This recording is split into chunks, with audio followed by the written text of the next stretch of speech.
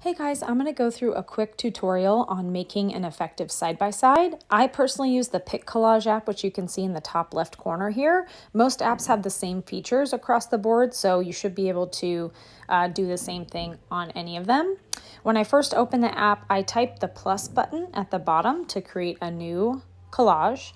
Now the grid options here, there's so many of them. My biggest tip is to only choose one before and one after. I found that that is the most effective way to make a side-by-side. So I'll choose the vertical 2 photos. And now there's a menu option along the bottom that I want to start dropping my photos into. So I will hit the photo option here, and I have a folder for side-by-side pictures. So I will pull that up, and then I'm going to pick my one before and one after photo here. And I'm going to hit the check mark once I've hit the 2 photos that I want, and they'll drop in here. We always want to make sure that the before is on the left since we read left to right.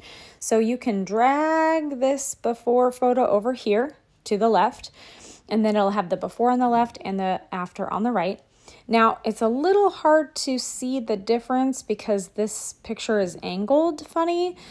So you can use 2 fingers on a photo and you can rotate it. And that way it'll look to the similar size and orientation as the after.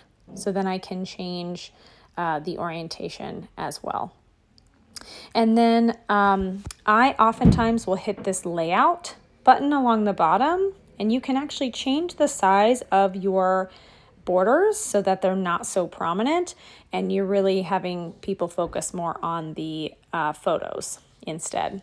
Now we need to make sure we add a disclaimer onto our photos. So down here along these options is a text option here. Now I have the side-by-side disclaimer saved in my predictive text, so I just have to type SBS side-by-side, and I have the disclaimer that comes up here. Now, obviously, I don't want it to be that prominent, so I will choose to change the font and the color so that it is definitely readable, but it's more discreet.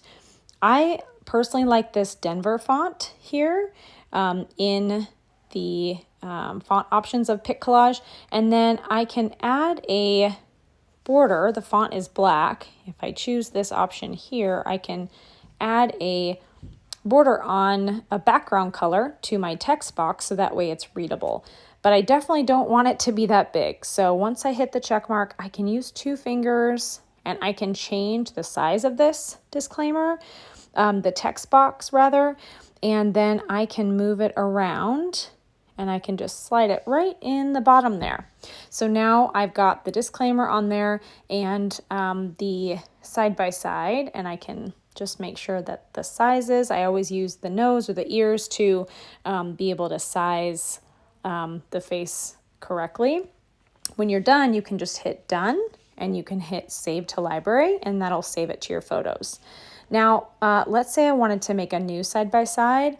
I can just tap on these photos and I can hit remove for these ones, and I can add new photos in.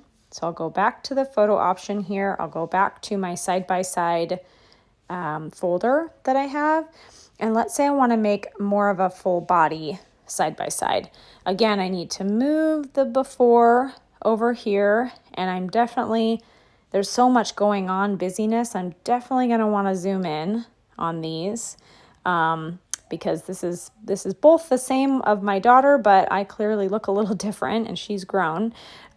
So this is perfect. This is really good, but sometimes I like the photo to be oriented the same way. So I'll use this tap on the photo and I'll tap the pencil option here. And instead of removing the photo like we did last time, I'll hit this orange edit button. Now there's lots of things you can do here, like brightening it if it's too dark, adding contrast if it's not really, you can't tell the difference. But I personally will hit the crop button, and then you can flip the photo so the orientation changes. So that way when I flip it this way, it actually matches the orientation of me in the after. So now I have my before and my after, and the orientation is the same. So this works really well for those photos that don't quite match up, but you can flip it around and it'll look a lot better. So then I again hit done. The disclaimer's already there, so I can just hit done. I can hit save to library, and I'm good to go.